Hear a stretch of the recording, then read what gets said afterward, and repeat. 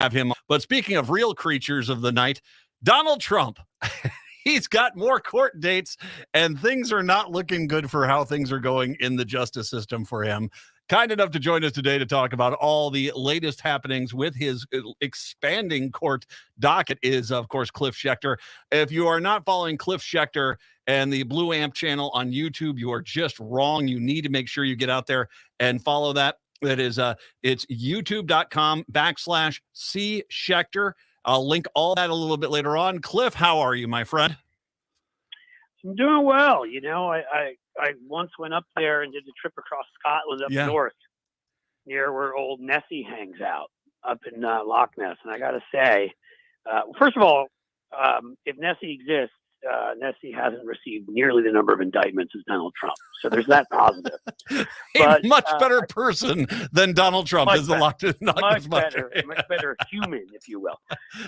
You know, I hung out there for a while. Great merch they had for you to buy, but I didn't see Nessie. So I'm doubtful. I'm doubtful on this. I'd like to see this new study myself. But otherwise, I'm doing well, and Donald Trump's not. So that's good. It's a gorgeous place. If you've never been to Loch Ness, it's absolutely stunningly pretty. Yeah.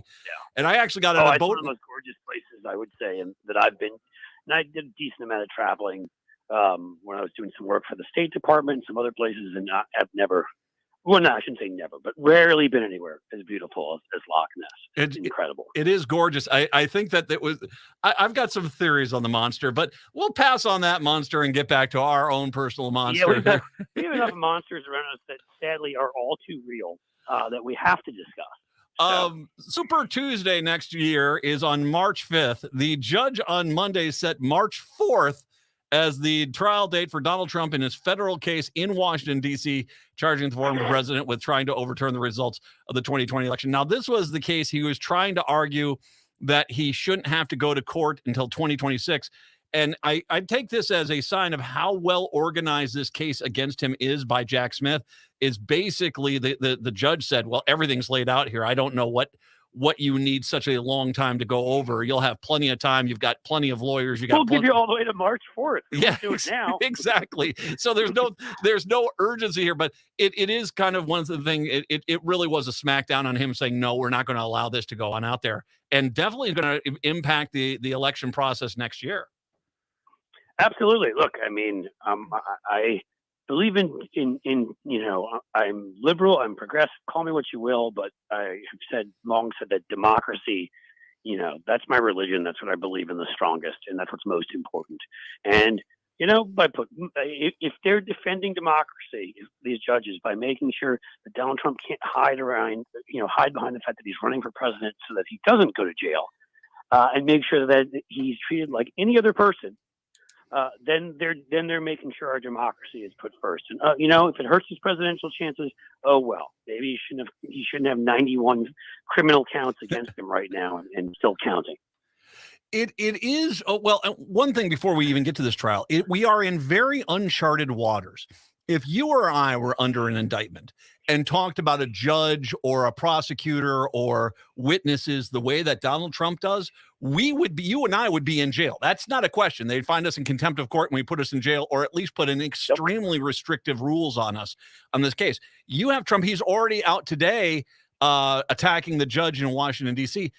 I don't know where you go with this, but I don't think he's going to go to jail, but I could definitely see him saying, you need to stop talking publicly or else we will put you in jail. I can see that coming. They've said that. That's the problem, is he won't. You know, Donald Trump, he's not, I mean, I don't know what to put, he's mentally ill. I mean, yes. I don't say that with any disrespect to people who have challenges and whatever. His mental illness in the way that he is, he's criminally mentally ill, and he can't control himself. He can't stop himself. He's obsessed with, if anybody does anything to him, it's his narcissism. He must hit back. He must. So, you know, I get exhausted by this stuff because they're going, you know, and there's plenty of other people, sadly, drawn like a moth to a flame to this Republican Party, from Marjorie Taylor Greene to George Santos. You know, you can find Roy Moore and any number of criminals and other people, because they see in themselves this Republican Party. So in the end, the way people like that have to be treated is they have to pay a major price. They can't learn. They don't have decency. So they're not going to not do something because, they have any decency in them. And they're not going to not do something because somebody threatens them, because they've proven that the only thing that matters, the only thing that makes an impact is when they actually pay a real legitimate price. He's been doing this with numerous judges. They keep telling him, you better stop. He keeps doing it. I mean, somebody honestly needs to throw him in jail at least overnight, and let him get a little taste of what that's like. Well, and then maybe he'll stop. Maybe. I don't. Then try a week next. Could I make the argument, and I understand what you're saying, and I agree with it, and I am not against holding this guy accountable. My biggest concern about something like that would be the match onto the gasoline pile, and that would be that things would start going really crazy in this country. That there is a lot of Republicans and right-wing Trump fans out there who are, they're already screaming civil war, civil war, civil war.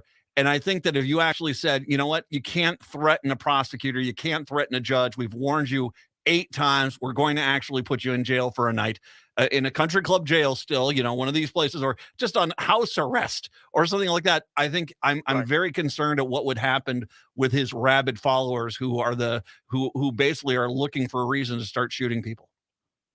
Well, can I give my counter to that would be, I'm concerned about this, of course, now, later, but eventually, if we want there to be justice, he has to be prosecuted. And it seems quite clear to me in numerous cases he's guilty. I know I'm stepping out on a limb there. So are we going to then not convict him because his people threaten and say if he's convicted, they'll go out and commit acts of violence? The problem is that we can't stop his people from going out and committing acts of violence, unless we just say Trump could do whatever he wants, and then eventually they'll commit acts of violence anyhow when they have their next coup. I mean, it's terrible. Yeah. It's a horrible situation to be in, but we can't, in my opinion, cannot treat him differently than other people because he has this group of thugs he threatens all of us with, because he's just going to always do that. He's going to do that about everything. And we do believe in eventually convicting him if he's found guilty. Right. Well, I'm sure the same thing. The minute the jury comes down and says he's guilty, he'll be tweeting something out if he's not in handcuffs at that point, or somebody else will calling on his followers to, it's rigged. It's left wingers trying to keep him from winning the presidency. Go out and show how you support Donald Trump. I mean, he's going to do that. Yeah. So that's why I won't bow to that kind of stuff, because it's going to happen anyhow. It's terrible and it's awful, but we've allowed 300 million guns to get out there in this country. We've ignored mental health systems and allowed people to join a cult. We've decided we have some extreme interpretation of the First Amendment, that we're in other countries, the United Kingdom, Germany, places that free speech don't have, and don't allow you to terroristically threat and to threaten racial violence against people and all sorts of other things that we let people get away with in this country. And you put all that together and you have a very dangerous situation. And people are going to get hurt. I mean, it's just inevitable because we've allowed it to get to this point. And the Republicans have enabled it. Not prosecute him, because of that. Yeah. No, you're exactly right. I'm batting down the hatches when it does happen. The judge Chutkan, she basically scolded his lawyer. He's to the point now where any legitimate lawyer doesn't want to work for Trump. And so what he's got is people who are either looking for a career in politics or a career in television. And, he already tried to do his little Law and Order moment. This is the lawyer, John Lauro. He tried to make an argument that Jack Smith had violated his oath of office, and the judge basically smacked that down and said, no, you're not making speeches here. You've got to stick to facts. I'm not going to allow this to happen. So already on a bad foot with this judge, who basically just said, no, we're going to go ahead with this and get ready for Super Tuesday because it can be a Super Monday beforehand. I think that it is interesting to see that this is their strategy, that maybe this is almost an admission when I see them so reckless so early in this case, that they know they have no way out on it. Yeah. I mean, I honestly, I think that that's a very good point here. But again, we're going to have to deal with a whole lot of unprecedented situations going forward. And, things that he is going to try to exploit, other Republicans are going to try to exploit. And I think in the end, they're gonna keep doing it with this group of clownish lawyers of his, as you're pointing out. I mean, who like was it like 17 lawyers ago that he had a lawyer named Ty Cobb with a big ridiculous mustache? Yes. I mean, you thought you'd reached the point of parody there, and the guy apparently actually was related to Ty Cobb, but who would go around and refer to themselves like? Would somebody go walk around and say I'm Babe Ruth these days? In any case, that's for another conversation. Point being, with some huge handlebar, ridiculous mustache, and that was like at least 15 lawyers ago. That was actually on the more respectable end. Like we're digging around the sewers at this point, so they're going to throw out every lie and every piece of garbage. I mean, you're right. These are these are not real lawyers at this point. These are people who, I mean, they had Jenna Ellis, who's been indicted, of course, as a lawyer. She's somebody who literally got fired from working in a county as not the head prosecutor of traffic violations, the assistant prosecutor. She wasn't doing a good enough job at that. So then she became a Trump lawyer. I mean, that's like, and that was 50 lawyers ago.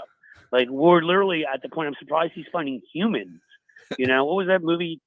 Chud, Cannibalistic Humanoid Underground Dwellers. Remember that from the 80s? I remember that. He's not searching around the sewers for semi-humanoid creatures and other things to represent him, because there are any humans that still will is amazing. But you're right. Like, they're just hoping for some kind of a sweet gig on Fox, or maybe they can run for office. Exactly as you said, based on saying that, hey, I helped Donald Trump. But you know what else can happen to them, as Jenna Ellis learned, and Rudy Giuliani and Sidney Powell? They can go to prison. Yes. Is what can happen to them if they do everything Trump wants.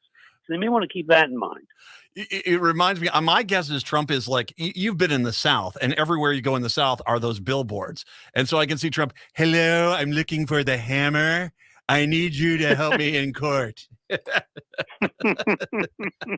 If you go to the South, you know what I mean. The hawk, the hammer. There are all these personal injury lawyers, but billboards on the highway. That's where Trump's at this point.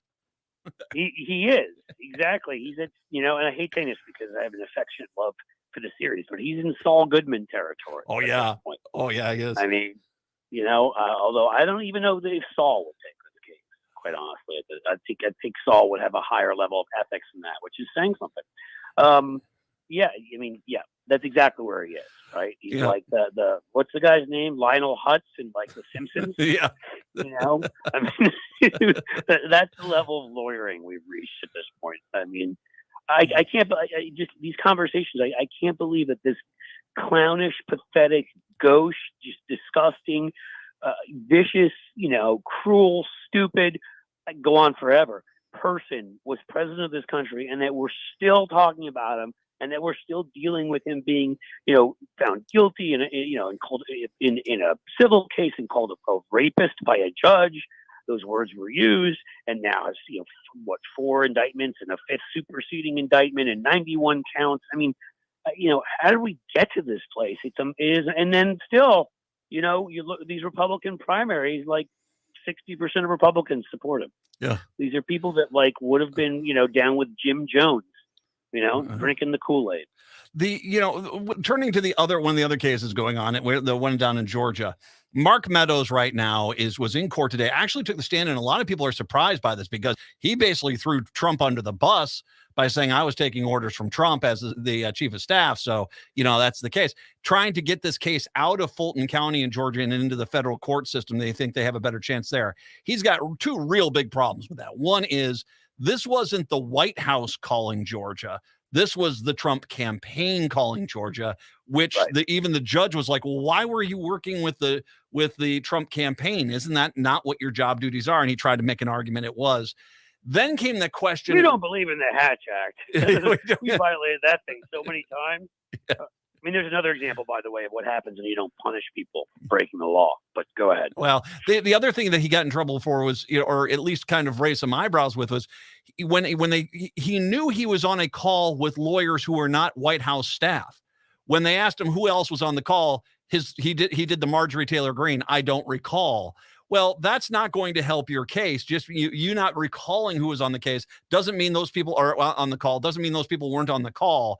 And so, I mean, and once again, and also the charges here are specific to Georgia under RICO law involving the Georgia election in the Georgia electoral votes and the vote count in Georgia. I would be shocked if this case ends up anywhere else but Fulton County. I would too. I mean, again, I'm not a lawyer, but I don't, from what I've read, they don't seem to have any arguments. Throw something up against the wall, as you pointed out. He wasn't conducting official duties at the White House. It was the campaign. If anything, he was breaking a law in Washington on top of the law he was breaking in Georgia. And, I mean, it's interesting what you point about them, throwing Trump under the bus, because to me, the only thing I could think of here that made some sense, I mean, I guess they want to get it moved because they're scared that Fulton County has too many non-white people, and they know that basically if you have to be white and on top of that stupid to support Donald Trump, so that there may not be enough of those around Fulton County for them. But the only other reason I could think of is because, of course, the one key thing about this is if a Republican president, whether it were Trump or God help us any of this other crew of clowns, DeSantis or Nikki Haley or Ramaswamy or whoever, they could, if it's a federal case, they could pardon, and they can issue pardons for the whole thing. State case cannot. They do not have that right in the Constitution. So it's as important as anything else to keep it a state case to ensure that they're not pardoned by a Republican president.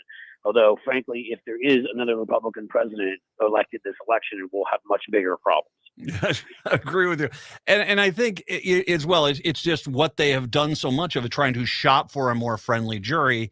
But once again, this is a state case. You can't basically, rob a convenience store in Atlanta and then argue, well, I'm a federal employee, so this was under the federal thing. I have to go to federal court. They're not going to do that. That's not how it works. I mean, they had a case here in Minnesota where they had one of Biden's people at the airport with something.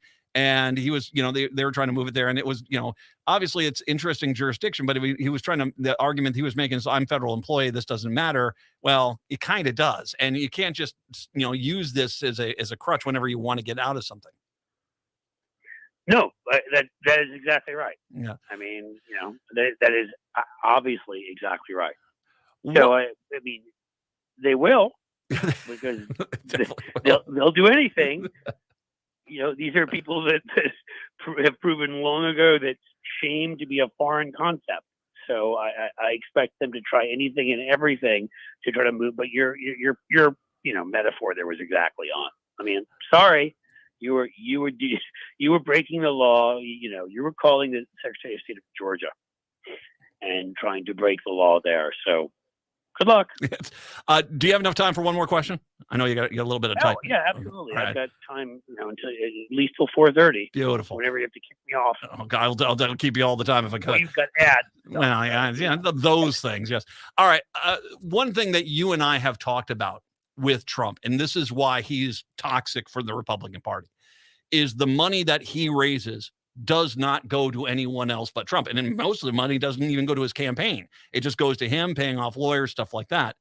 Off the mugshot. The bail bondsman. Yeah, exactly. He made $7 million apparently off of his mugshot. And there's some people who are like, well, boy, that's a bad thing.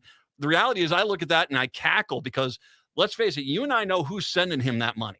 That's not a people that have an endless pot of money to give to politics. So that $7 million, the vast majority of it is off the table for the GOP come this election. And the more that Trump keeps going out there for this money grab, that's less money for the GOP nationwide to be using their campaigns next year. And I got to imagine that's going to create a huge problem for the Republicans. Yeah, and he's doing that constantly, right? Yeah. I mean, $7 million for the mugshot, but I mean, 10 million here, 20 million. He's using anything he can. Anytime he gets indicted, he raises money off of that. And no, there's not. You're right. This isn't the big guys. This isn't the corrupt billionaires here. These are people who are giving small donations online, and Trump is grifting off of them and living his life off of them, and ripping them off. And he'll keep doing it. And that's the thing. And that again. They made a deal with the devil a long time ago, and they had numerous chances to step off the train and sort of take some kind of beating at that time because Trump had obviously popularity in the Republican Party. but they just let him keep going and keep solidifying it more and more, keep turning it more and more into his party. Whatever they would have gone through in 2017, it was worse in 2019. It was worse in 2021. It's worse now, but they're such cowards. Even the ones who have a lot to say after they leave office when they could have done something, but didn't do a damn thing when they were there. And I mean, they've let it get to this point. So they can't stop him. He's going to keep raising money from the people they need money from. He's going to keep running. My guess is that if somehow he weren't to get the Republican nomination, he would refuse to endorse any of the Republicans, right? And say it should be him and take down the party with him, which wonderful if he'd like to do that. I'd like to be there to help him. But that's the thing. It's always has been and always will be about him. He's not about the party. He was pro-choice in the past. He believed in like an assault weapons ban. He doesn't believe in any of this stuff. I mean, he's truly a racist, horrid human being. That part is true. But on political issues, there are no issues he cares about, except for that he doesn't have to pay taxes. And he, frankly, does that by breaking the law anyhow. There are rules that he should pay. So, again, they let this creature in, and they let him expand and expand and expand. And now, they're all stuck. I mean, it's just pathetic even watching most of these guys who they're losing to a guy. And campaign 101 is if you're losing, you have to attack the person ahead of you and pointing out why you would be better. But instead, they keep attacking everybody that prosecutes Trump and whatever because they're scared to attack Trump. And so, again, the thought that they could ever win any of those voters when they refuse to attack the guy the voters are supporting, I mean, it makes no sense. Yeah. It's basic politics. You know what I mean? So, let them drown in it. They created this monster, and they chose to embolden him and enable him and support him after January 6th and all the other horrors he committed. Let them all go down, Will. Well, and I also think one thing you just said there, which is so spot on, is Trump is not going to send an endorsement to anyone else because that means his money goes to someone else. And at the end of the day, this has all been just one of the biggest grifts of all time. He has been about just taking as much money as he can, jamming it in his pockets. And right now, because he's caught on all this stuff, he's trying desperately to win just so he could pardon himself or try to at least legally pardon himself. But the reality is that this is all he's about right now. I mean, it really, he doesn't want to help anyone else to get the money. So you're right. He's not going to help anyone else. It's the money. It's the ego. Do you think he could accept somebody else leading the quote unquote MAGA movement and not being him anymore? He can't accept that. He'd rather see a Democrat win. Yep. He will undermine all of these people. He will attack them as he's already doing with DeSantis, and they earned it by all the fealty they've paid to this horrid creature. They've earned every bit of it. Yep. So choke on it. I'll give you a chance. Your Yankees are not doing great. No, they're not. Your Reds are kind of mediocre. They're kind of correcting the ship a little bit, and they still got a chance. But yeah, there's still excitement there, man. Ellie De La Cruz is still in, and McNeil, and some of these guys are incredible. It'll be interesting. I mean, look, they're still close to the Cubs, where they a game out or something. They could win the wild card, and they're just that kind of team that they got hot. In the playoffs, crazy stuff. I'm not saying it's going to happen, but at least they're a lot of fun. The Yankees, that's a longer show sometime about the failures of everything right up through the manager, general manager, owner, and what a pathetic organization it's become. But we can talk about that some other time. We had the Texans in town. You remember our Rangers, the Texas Rangers in town? And you remember when we were thinking it was going to be Rangers Braves? That the Texas bullpen is falling apart so bad. They lost by walking in the winning run in the 13th inning yesterday. The guy couldn't hit the zone. It was Bob Uecker stuff. I think the Rangers are in big trouble. I don't think they're going to make the play. Right. They might make it. They bolstered all these other areas where they were already strong. Doing the trade, starting pitching, offense. Those weren't problems. No. They need more bullpen help, and they don't seem to have gotten that. So you may be right about that. I can't stand the thought of Houston winning again. So, I mean, I'll root for Texas. I'll root for anybody as long as they stop Houston. And then go ahead. I was going to say the Blue Amp YouTube channel. I got to get you out of here. Blue Amp YouTube channel, Cliff Schechter, youtube.com/C Schechter. I'll link to all this. If you're not following him on YouTube, you need to be. He's fantastic there. Cliff, my show is better when you're on it, man. I appreciate your time. Thank you very much. Well, I think I'm a better man when I'm on your show. And I don't know what that says because I'm not that, whether I'm that great a man to begin with. But you know what? Seriously, you're awesome. And thank you for having me on. My absolute pleasure. Cliff Schechter. Let's take a break. Come on back. It's the Matt McNeil Show right here on AM 950.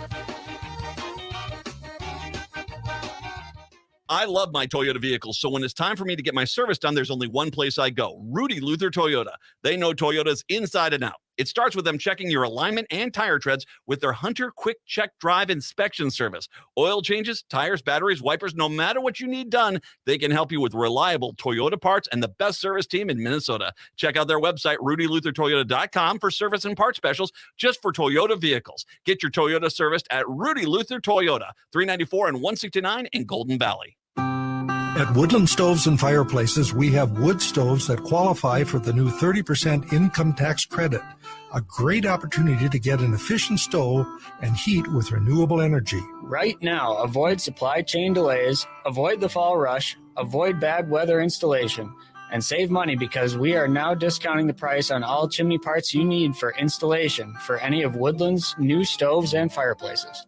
We can help you with the stove and the chimney planning. Want to do it yourself? We will help you determine all the parts needed with our installation know-how. We have been installing wood stoves and fireplaces for over 45 years. Woodland Stoves and Fireplaces has over 35 working wood, gas, and electric units on display at the corner of East Franklin and Riverside Avenue in Minneapolis. Save money. Take advantage of the spring and summer chimney discounts when you buy any fireplace product right now at Woodland Stoves and Fireplaces. When it comes to houses, disassembly is our game. Deconstruction is our fame. There are some bucks for your project. Better Futures Minnesota is your contact. Instead of demolishing your home, let us take it apart by hand, and we can find the building materials a new home. Limited funds are allotted in 2023 for Hennepin County residents and public entities to make deconstruction even more affordable. Check out betterfuturesminnesota.com. That's betterfuturesminnesota.com. This is Angela Warner for Warner Stellian. Buying a big-ticket item like an appliance doesn't have to be stressful. Don't waste time wandering the paint aisles looking for help or arranging your own delivery, installation, and haul away. Our appliance specialists coordinate everything for you and still guarantee unbeatable prices. Plus, during our famous Savings on a Stick State Fair sale, you'll save an extra up to 10% back. And that's just the start. Find out more at warnerstellian.com. This is Chad, owner of AM 950, here to tell you about the exterior construction company I trust, Snap Construction. If your home was hit with the most recent storms, trust the most well-reviewed exterior construction company, Snap Construction, for a free home inspection. This is Ryan, owner of Snap Construction. There are a lot of great construction companies in town. My advice is to take your time and do your research. Make sure they are locally owned and that they guarantee their craftsmanship for life. Also, you want to find a company that's been in business for at least 10 years. You want to work with a company that's going to be there long after the work is done. Snap Construction has handled thousands of claims, and we'll help you through the process. Don't go with the out-of-town fly-by-night contractor. Most storm damage goes missed by the untrained eye. Trust Snap Construction for your free storm damage evaluation. For your free storm damage evaluation, call Snap Construction at 612-333-SNAP or visit them online at snapconstruction.com. That's 612-333-SNAP or snapconstruction.com. How does this sound?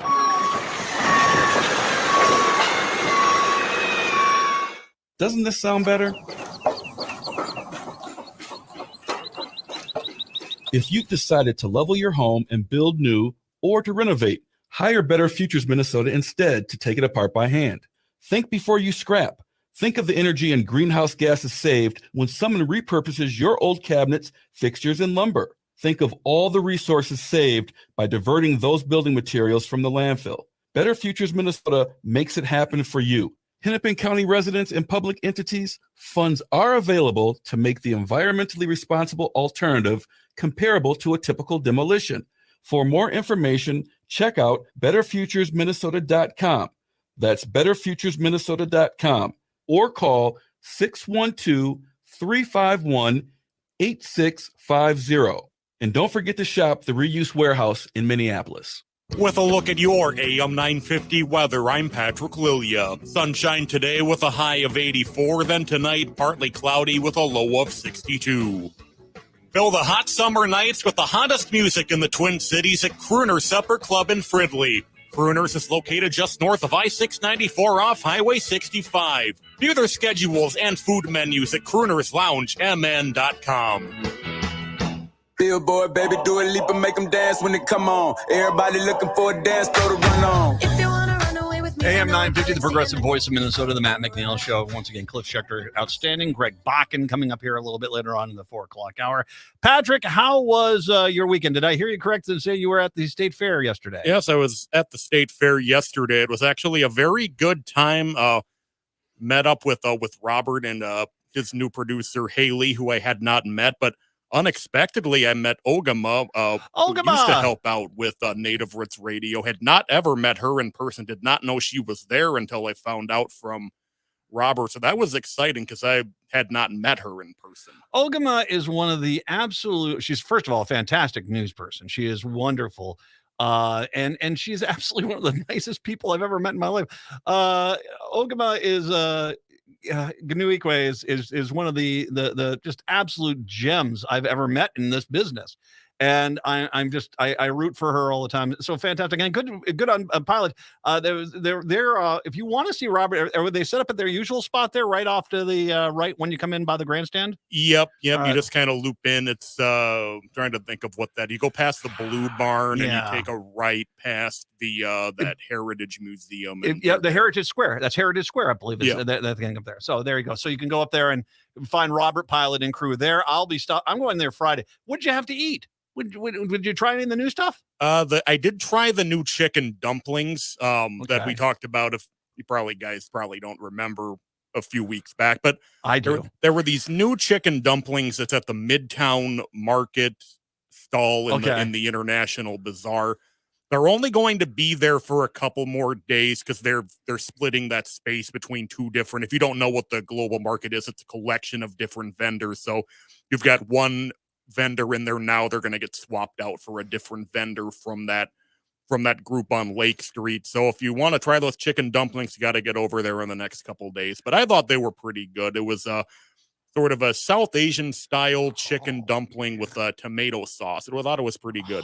If you're wondering where this is by the Leinenkugel stage, right? Yeah, it's right over there. I know exactly because the Union Kitchen's over there where they have those delicious sausages where I am stopping. I'm coming to get them, man. I'm coming to get you. That's happening on Friday for me. But no, but you did like that. The chicken dumplings were tasty. Yeah. Otherwise, I just kind of stuck with some old favorites. I didn't really venture too far into the new stuff. But I'm gonna make a second trip, and I think there are gonna be some different things I'll mix in. All right. I'm going to do the fried green tomato sandwich. I'm going to do the pastry with sweet corn, which, come on, that almost looks like common sense. Those are both over at the Farmers Union booth.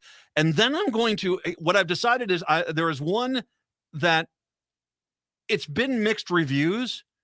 Some people have said it's one of the best things at the fair. Some people have said it's not. I'm going to try that Irish burnt butter ice cream that they have that they put out there. Cause I do love Irish butter and it's wonderful. So, and it sounds healthy. I mean, it just does sound healthy when you think about it. Yum. I'm going to try those. But of course I'm going to gorge myself with Prano Pups and Euros and everything else. It's what I do. Am I going to have fries? Yeah. Am I going to have fried pickle chips? Yeah. Am I going to take a nap? Probably somewhere I'm going to find a bench somewhere and I'm napping. I'm going to just look for me. Definitely look for one in the shade if you can get one. You can get one. Had a pretty good opening. The attendance every day has been more than last year. Fridays broke the record. That was the biggest first Friday at the fair ever. Saturday, I was hearing from people that it was insane how busy it was on Saturday, that it was packed to the gills. That wasn't the biggest Saturday. It was a dramatic increase over the amount of people at the fair. 212,000. It was about 10,000 short of the record for that day, the first Saturday. But, obviously, we're back, baby.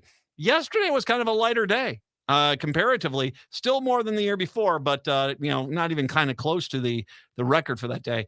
Well, it'd be interesting to see these days, Monday, Tuesday, Wednesday this week. These are usually some of the lighter days. We'll have to see how they go. Is it senior day? Seniors Day is over there on Tuesday, right? I think. I couldn't say for sure. I think it is. So usually that's a pretty busy day too. So head out, enjoy yourself. If you find something good, let us know. You can always just email us at comment@am950radio.com if you try something there. So I got a few things with kiddos. I've got to kind of clear up some stories here with the kiddos. First of all, was a story this morning that I posted, and I'm going to read to you the tweet as I wrote this and put this out there this morning, because I've had a few people ask me to kind of clarify a little bit, and I have no problem doing so. This is a story from Axios saying tracking kindergarten vaccine exemptions in Minnesota. And I said, if my kid got a serious preventable illness from a sick kid in school who wasn't vaccinated, and we accumulated thousands in hospital bills due to preventable illness, dang right I would want the unvaccinated kid's parents to pay for it. Now, I'll get back to that here because I want to elaborate a little bit more on that. But thousands of Minnesota kindergartners will likely enter school this fall without vaccines meant to protect themselves and their peers from illness. An estimated 3.7% of kindergartners across the state were granted exemptions or required vaccines as the school year ended in 2022, compared to 1.6 in 2012, said Alex Fitzpatrick and Keva Brigali's report. The vaccinations reduce the spread of childhood illnesses, some potentially fatal, that once plagued the country, such as polio. Studies have found an increased risk of infection from vaccine-preventable diseases amongst the exempt children. Some public health officials have expressed concern that heightened vaccine hesitancy costs post-COVID, combined with families falling behind on preventive care during the pandemic, could exacerbate the years-long uptake in kids skipping important shots. The overall percentage of 6-year-olds who are up to date on recommended immunizations has also dropped slightly since 2019, from 72% to 71% per data from the Minnesota Department of Health. The cohort's 89% vaccination rate for measles, mumps, and rubella is among the lowest in the nation, though. While the vast majority of kids do have their shots, a few percentage points can actually make a significant difference. Now, I'm gonna step back here and talk about this. It blows my mind that there are people out there right now. We live in a technology and chemical heavy world. For goodness sakes, we have forever chemicals showing up in everything. Bits of plastic are even in fish in the freaking Arctic at this point. You can't go into a lake that doesn't have some sort of chemicals in it. You can't go down, you can't breathe the air without breathing in some kind of smoke particulate or some pollutant particulate. You've got those things. And that's just the stuff that's the bad stuff. We have stuff that we use all the time. I mean, deodorant, toothpaste, hair gels, stuff like this. None of this stuff has been used on human beings for an extended period of time, like 20, 30 years. Most of it, I shouldn't say, has. We're not sure what the long-term effects of some of this stuff is. So there's a lot of reasons why you could question why that some kids get sick and stuff like this, and why there are some issues. But it seems to me a few people who just wanted to seem smarter than everyone else vilified vaccines. And if you want to understand the level of privilege we have today, is that you don't understand. Go to a freaking cemetery from the 1890s. Go. Of the 14 kids the parents had, 3 of them survived past the age of 10. Go. My own family, my great uncle died of scarlet fever. He was a kid of the town doctor at that point. You go to the South, for goodness sakes. You go through some of those cemeteries, and it's 3-year-old dead, 6-year-old dead, died of pneumonia, died of flu, died of mumps and measles and chickenpox and smallpox and all sorts of freaking things. Kids just didn't survive. The reason why we had almost eradicated some of these things was because we all got vaccinated, because there were still people running around that remembered what it was like to have classmates die of these diseases. But now we're so much smarter than everyone else, and you get people that don't want to get vaccinated. Now, I don't have any problem with two groups of people. If for some reason you have a legitimate health problem where the kid can't get vaccinated, and there are some kids out there, I feel sorry for you. Obviously, you should not have to get there should be no forced vaccination on you in that case because it could kill you. Also, frankly, there are some actual legitimate religious sects who basically believe that vaccines are bad. Okay, no problem. Have no problem with either one of you. But by doing this, you create a standard which you are taking a risk. And my experience has been for the last 10 years, having raised 3 kids, has been there's this other group who just want to seem counterculture, or I read something on a blog online, and so they're trying to be avant-garde, and we're not going to get these. No, we're going to have measles parties, and every kid's going to get measles, and then we'll be immune forever. We've had cases. I remember a few years back, we had a case where someone with was it smallpox, I think it was, or chickenpox rather. Chickenpox went to Disneyland in Los Angeles intentionally. There are a lot of people that do understand, if for whatever reason, whether it's a religious reason or a health reason, that if their kid can't be vaccinated, the safest thing for them is either to find a specialty school or to homeschool their kid. And, all my best, good luck with all that. It's the selfish ones, the ones that don't want to get vaccinated because of their blog post reading, that basically say, I don't care, I'm going to put my kid in the public school system, so there. And what they don't seem to understand is, and their argument is, well, your kid's vaccinated, so my kid's fine. So they're basically banking on you being responsible so they can be irresponsible, which is not how vaccines work. There's a good, decent chance you won't get, and with the MMR, mumps, measles, or rubella, you're not going to get that with that vaccine. But if you have a kid who's a walking freaking petri dish going through the classroom, even with the vaccine, it doesn't mean you're not going to get it. And that's my point I was making with this story. If I was to have a kid and all of a sudden my kid's got mumps, how does my kid have mumps? And there was some self-righteous jackass of a parent who sat there and said, my kid's not vaccinated, and we went to a mumps party, and I didn't realize they had mumps, but there was a decent chance that they had them, so I took them to school anyway. So sorry your kid got sick, but vaccines are evil. And so here's my kid now sick with a disease that we almost had gotten rid of, until stupid people started thinking, I'm smarter than them, all those doctors and scientists. I have zero tolerance for this. And so what I think we should do is that if you want to be like this, that's fine. There comes a level of personal responsibility that you need to attain to. You need to basically follow. And that means that if you are not going to get vaccinated, for the safety of your own kid, for the safety of your family, for the safety of everyone else, that you have to limit the amount of exposure your child has with other people.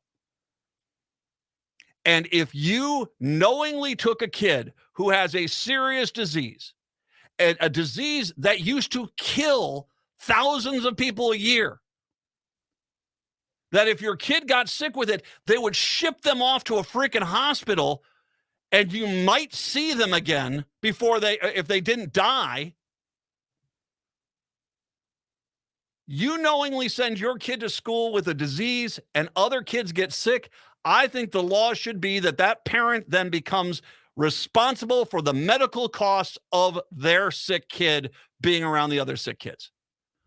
And of course, these people who try to push this was like, well, you can't say for sure if we got it. It's pretty obvious if the kid with the mumps was running around the school and everyone else gets mumps, where the mumps came from. And frankly, I'll take my risk in civil court. And I'm dead serious. If I ever found that out, that there was a parent who did not have their kid vaccinated, who knew their kid was sick with a serious disease, and they dropped them off at school because heaven forbid they can't go to work that day, or heaven forbid they get their social media posting time infringed on, and subjected other people's kids to a serious disease that could possibly kill them, there should be charges against the person, let alone sue them into the freaking Stone Age. If that's how they feel about vaccines, we'll take you back to the time before you even knew what they were. Because I'll tell you what, you want to have that personal choice, fine. But then understand that you are making a personal choice. Don't expect the rest of us to pick up the slack for you. Lead by example. That's what I was saying when I said that. 952-946-6205, 952-946-6205. Craziness up in Brainerd with a book. I'll get to that here in a second. It's the Matt McNeil Show right here on AM 950.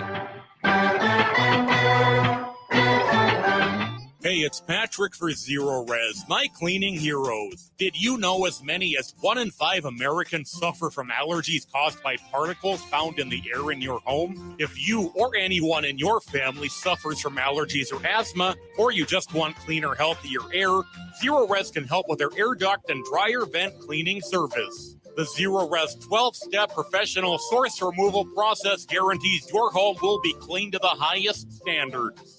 Not only will an air duct cleaning help this allergy season, but you will enjoy less dust, lower energy bills, and your home will stay cleaner longer.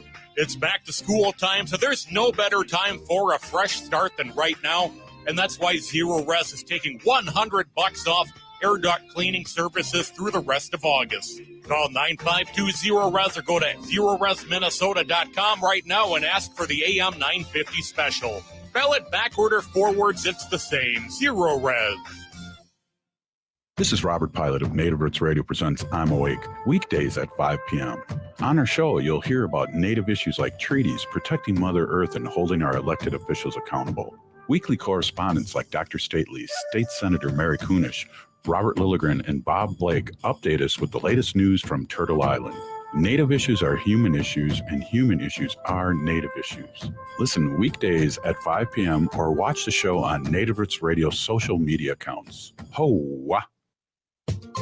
The place for summer fun is the Park Tavern. Live music is taking over the Park Tavern's dog-friendly patio this summer. Head over on Tuesday, August 29th for the Gut Buckets. Wednesday, August 30th, it's Annalise L. And on Thursday, August 31st, it's Carl Davis. Music runs from 5:30 to 8 p.m. and reservations for groups of 8 or more are highly recommended. And the Park Tavern offers private and semi-private spaces for small and large groups with no room fees and no minimum spending requirements. On Louisiana Avenue, north of Highway 7 in St. Louis Park, get your summer groove on at the Park Tavern.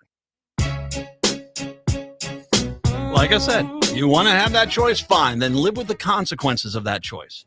Isn't that exactly what we want with COVID? Is that, I don't want to get vaccinated, I don't wear a mask. Okay, well, then stay home. Well, no, I got to go have my chicken wings at the bar. Why do the rest of us have to be suffering because you're stupid? I don't understand that. And this is how selfish of a society we've gotten, is that we have too many people that just don't care about what's going on out there. And that's unfortunate. Between that and the self-righteous judgment, since June, Brainerd community members have been highlighting excerpts from a book allegedly available in the middle school library from a former challenge, and a formal challenge is underway for Empire of Storms by Sarah Moss. Members of the Brainerd School District Committee are reading a fantasy novel about a teenage assassin ahead of September's meeting to determine its fate in the school library. The ad hoc committee met Friday, August 18th, in the first time to learn more about its objective, reviewing a book some parents believe should not have no place in a school library. Community members are in support of the challenge, said, and by the way, it's Empire of Storms by Sarah Moss. Empire of, if you're looking for it yourself, I mean, where you can find it. I mean, I imagine it's available at all good book services and the public library. So Empire of Storms by Sarah J. Moss. That's the book they're condemning. There you go. The ad hoc committee met. Their base community members in support of the challenge said they're appalled, I said, by certain excerpts of Empire of Storms, charging that the sexual scenes depicted are too graphic for young readers. The excerpts from the material, which they, and by the way, every one of these kids probably watches Euphoria. All right, I'm just going to say it. Let's just call it what it is. Do they? Okay, when I hear this, it's to a point, the stupidity of focusing on one thing. I don't know what you're doing. Do they have a phone? Do you know what's online? Lots and lots of porn. I mean, it's tons of porn on this. Everywhere you go. Well, there's some right now. Impressive. I didn't know people could do that. And if you think, well, the kids aren't looking at that, yeah, that's why they have Snapchat. For God's sakes. And I joke about, I kind of said a joke about Euphoria, but I guarantee you if they're in junior high, they're watching Euphoria. And if you watched Euphoria, you could easily just tell your kid, hey, don't get this book from the library, and scene. But the fact that all of a sudden you're out, you act as if your kids aren't subjected to this stuff everywhere. And I get it. Oh, well, I'm going to get this under control by going after one book, a book they'll probably be able to get in their public library. The excerpts from the book are horrible, they say. The complaint by Shirley Yeager, a retired school librarian, shame on her, by the way, charges the book is available at the Fosterview Middle School, but the Brainerd Dispatch reported Empire Storms was only available at the Brainerd High School library. Still, so basically, they've made up a reality that this book is available at this middle school. And, well, no, it's actually only available at the high school. But still, what is your problem, you uptight twits? Still, the challenge remains to remove the title from all Brainerd school libraries. How dare you read books? Oh, when was the last time we had people screaming about book burnings? Okay. I think these books are attempting to normalize what I call rough sex. Oh. Hey, Shirley, if you want to see some rough sex, let me find tons of websites for you here. I mean, if you just type it into a search engine, and boy, oh boy. Now, I would advise you, never mind. I personally don't believe the children should think drawing blood on your partner is a normal part of sexual intercourse. I could agree, but at the same time, once again, what have you seen what your kids are looking at, what the kids are looking at online? The author of these books, Sarah Moss, has at least 11 different titles in the Forest View Library, said the Yeager Board of Brainerd School Board's meeting. Empire Storms is rated for ages 14 and up by the Children's Book Review, but Moss's titles have been challenged before. The American Library Association placed a Court of Mist and Fury at number 10 on the most challenged books in the 2022 list. Other challenge books have surfaced for materials of the Brainerd School District since a July vote to uphold the district's current book review policy. There are some parents that are kind of, speaking out about this. Community members brought Empire Storms and other titles believed unavailable at the Forest View Middle School to the board's attention in June, with a likely public comment period during the July board meeting. But once again, they aren't available in the middle school. So why this didn't end at that point, I don't know. I frankly believe the topic is a complete waste of your time. There's already a process in place to keep mature books out of kids' hands, said Jessica Maladay, a parent of the Brainerd School students and former teacher. Honestly, if our true motivation here is caring about children, then we would be focusing on the approximately 50% of the kids in the district who are not proficient in reading. Hence, they can't read the mature book, she said at the July meeting. Heaven forbid you do that. No, the fact that half the kids in the school district couldn't read the book, if they even could get it, is not the problem. It's the fact that the book is available. Well, not in the school we say it is, but still.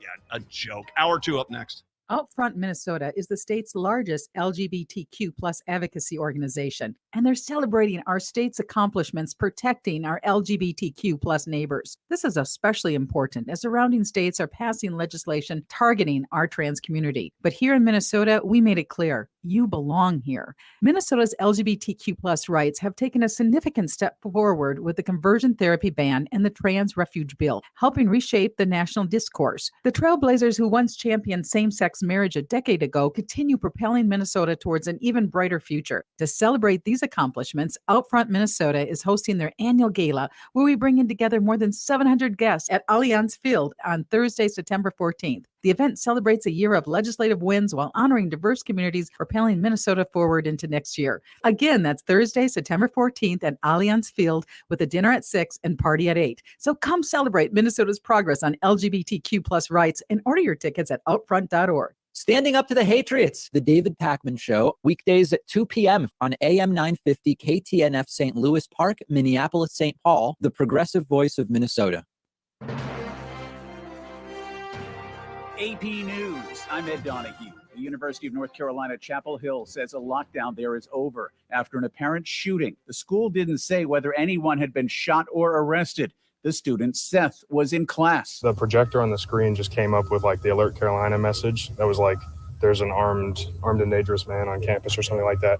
And we just went through the lecture like normal for a little bit, and then we kind of realized it was a pretty serious situation. Governor Roy Cooper posted on X, formerly Twitter, he was pledging all state resources needed to capture the shooter and protect the campus. After the deadly racially motivated shooting in Jacksonville, Florida, President Biden says hate cannot prevail and silence is complicity. We have to speak out that there's a whole group of extreme people trying to erase history, trying to walk away from. I mean, the idea that we're sitting here, I never thought that I'd be president, let alone be president, and having a discussion on why books are being banned in American schools. 3 black people were shot and killed in Jacksonville. The white gunman later killed himself. A judge set former President Donald Trump's federal trial in Washington to start March 4th. More from the AP's Eric Tucker. If this date holds, it would mean that the Washington case would be the first of the 4 criminal cases against Trump to reach trial. It would also come one day before Super Tuesday, which is a crucial date in the presidential nominating calendar because of the huge number of delegates that are up for grabs. Trump is the frontrunner in the GOP race for president. The man who gained popularity as Joe the Plumber during the 2008 presidential race has died. I'm getting ready to buy a company that makes about $250,000, $270,000, $80,000 a year. All right. Your new tax plan is going to tax me more, isn't it? Samuel Joe Wurzelbacher questioned then candidate Barack Obama about his economic policies. Wurzelbacher was 49. The Dow finished up 213 points. This is AP News. Retired or retiring soon? How much money do you need to live comfortably? Retirement Planners of America is here for you. Would you like to have financial peace of mind? Here's how. Step 1. Find out the amount of money you'll need to retire. Step 2. Have a plan to get there. Step 3. Make sure that plan can take advantage of market gains but protect you from market losses. Discover how to do all 3 with a free consultation at 800-508-6108. That's 800-508-6108. All investments involve risk, including losses. Past performance does not guarantee future results. Discover credit cards automatically double all the cash back you earn at the end of your first year, which means... Wait, hold up. Question for the audio engineer. Go ahead. Did I read that right? Discover automatically doubles all your cash back? Yeah, that's what the script says. So if I get a Discover card right now, I can earn twice the cash back. Apparently. Wait! Unlimited first-year cash back match. Only from Discover. See terms and learn more at discover.com/match. Turn to Auto Technical with your vehicle donation. Even though Auto Technical is a small nonprofit, we have helped more families with transportation than any organization in Minnesota. Since '94, we have reconditioned donated vehicles so they have a higher tax benefit. Call Richard at 612-919-5526, 612-919-5526, or autotech.org. Would you let animals pick your insurance? Do you really need to experience mayhem to get the best rates? Or how about a celebrity quarterback or fake university saving you money? There's a lot of marketing stunts when it comes to insurance, but what you really need is someone looking out for you. Call Array Insurance, and they will work hard to find you the best insurance coverage and rates. So avoid gimmicks and call Cheryl at Array, 763-504-3067, or arrayinsurance.com. Array Insurance, working hard for you. Since when are houses disposable? I know. About half of what's in landfills are building materials that could be reused or recycled. For the sake of the environment, this has got to stop. There is money available to help Hennepin County residents and their contractors do the right thing. Reuse and recycle the building materials. You could earn $400 per ton for materials saved on a partial deconstruction of your next remodeling project, and up to $9,000 for a full deconstruction in Hennepin County. Fixtures and cabinets? All the way down to stair treads and 2x4s. Flooring? We floor you all day long, sister. Materials are sold at Better Futures Reuse Warehouse at 2620 Minnehaha Avenue in Minneapolis. Don't demolish, deconstruct. Do the right thing, get money back. You nailed it, brother. That's D-nailed it. Wouldn't want to poke an eye out. Check out betterfuturesminnesota.com. That's betterfuturesminnesota.com. And don't forget to shop the Reuse Warehouse. With a look at your AM 950 weather, I'm Patrick Lilia. Sunshine today with a high of 84, then tonight partly cloudy with a low of 62. Warner Stallion delivers appliance savings on a stick you won't find anywhere else. Earn a bonus for each additional appliance you buy for up to $1,000 back. Plus, pay no interest for 2 years. Shop smart with the specialists at Warner Stallion. Portions of the following program may be pre-recorded. AM 950, the Progressive Voice of Minnesota, hour number 2 of the show here on your Monday. Good to be with you today. Got Greg Bakken joining us a little bit later on to talk Loch Ness Monster stuff. Jeff is in Cambridge. Let's get him on really quick here before we get into some other things. Welcome on in, Jeff. Yeah, so I was at the fair on Friday, saw the chicks, and then the food they have there is loaded lobster fries. It's new. It's at Cafe Carib, which is like across the street from the fire tower at the DNR building. Yeah, I know. Yeah. Yeah. Oh, it is fantastic. Big chunks of lobster, a cheese sauce that they probably need paddles in the back room for, and it was great. Okay. Can I ask you? I'm going to put you on the spot as a food critic here, really quick. Is the cheese sauce so overwhelming you can't taste the lobster? No. All right. A little on the salty side, but it's state fair food. What do you expect? That's salty side. Isn't that a prerequisite? Yeah, pretty much. Thanks, Jeff. I appreciate it. I heard also from multiple people that the Chicks concert was just unbelievable. It was absolutely outstanding. So thank you for the update on that. I might have to try the lobster because sometimes I don't like it when you go get something and it overwhelms the taste of the lobster. I mean, you're paying for lobsters there. I just heard the Joe the plumber, the guy that was Joe the plumber, has died. Sam Wurzelbacher. He was the guy that got into Barack Obama's face and asked a question about he was getting ready to buy his own business, his own plumbing business. And this is back in 2008. I'm going to buy my own business, and I'm going to get ruined because of the taxes because I'm going to make $250,000 a year. Why is this fair? And now, first of all, I want to make sure you understand. Once you get to $250,000 a year, funny story, as the wealthier you get in this country, they're generally, because of the tax code and the loopholes that you can create, you pay actually less taxes. So him acting like, I'm going to have no money after this was kind of a joke anyway. But Barack Obama engaged him. And they talked about him. And this was the John McCain ace in the hole during that campaign. And of course he was there, Joe the plumber, became a bit of a folk hero there for them. He appeared on the stage. A lot of people still today, and I'm one of them, feel he was actually a Republican plant that was put there specifically. And the reason why is this. Funny story. He wasn't a plumber who was getting ready to buy a business and join the $250,000 tax bracket. No, he learned he was not a licensed plumber at all. Funny story. He wasn't a licensed plumber. He would work in Toledo only for someone with a master's license or outlying areas, and he owed actually $1,200 in back taxes. So his entire story was a made-up lie. It was. Gosh, you Republicans. Even worse, he ran a campaign in Ohio in the 9th Congressional District against Marcy Kaptur. Was the Democratic incumbent. He got destroyed 73-23. During the campaign, he released a video defending the Second Amendment and blaming gun control as having helped enable the Ottoman Empire to commit genocide against Armenians in the early 20th century and Nazi Germany carry out the Holocaust, saying gun laws had stripped the victims in both cases. He then again, defending the right to bear arms, wrote to the parents of victims of mass shooting. Now, I want to make sure you understand exactly what this guy did, what Joe the plumber did.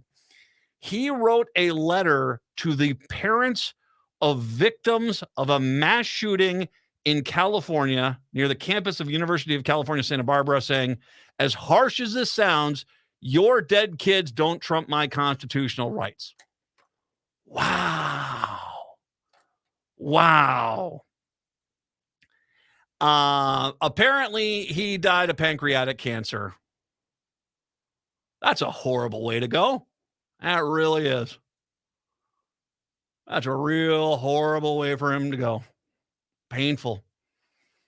Complications from pancreatic cancer. I gotta imagine he wasn't part of Barack Obama's the Affordable Care Act. I can't imagine the guy who hated Barack Obama at any point took advantage of any government help or assistance on his treatment for pancreatic cancer, as he basically made up an entire lie about his life and then accused parents of victims of a mass shooter that, too bad, I got my guns. But hey, he'll be missed, won't he? I mean, boy, I got for such a swell fella there. Pancreatic cancer, you don't say. Well, okay.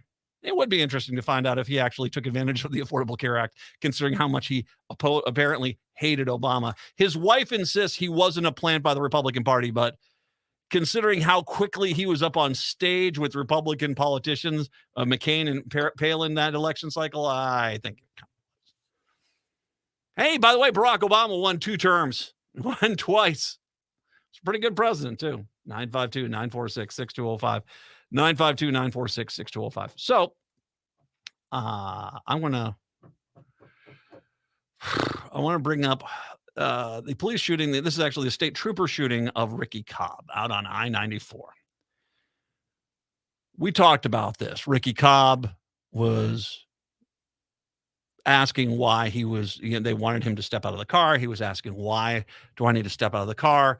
They weren't giving him an answer. They basically were telling him to get out of the car. Then they forcibly tried to remove him from the car, pulling guns.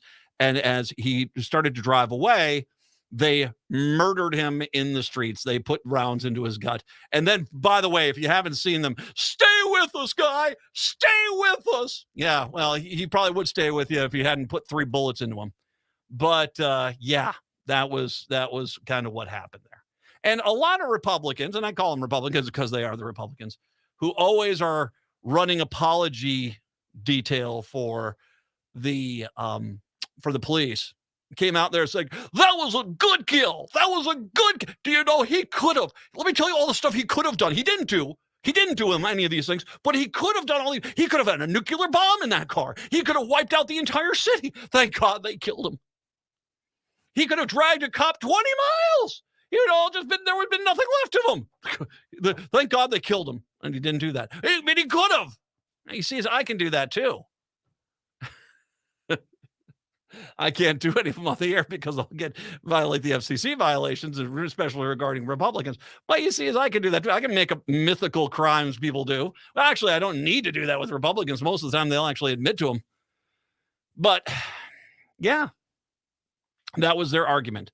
That they've got their crocodile tears out there. As tragic as the loss of this life is, it's better we shot him and killed him than what could have happened with Ricky Cobb. That was their whole argument.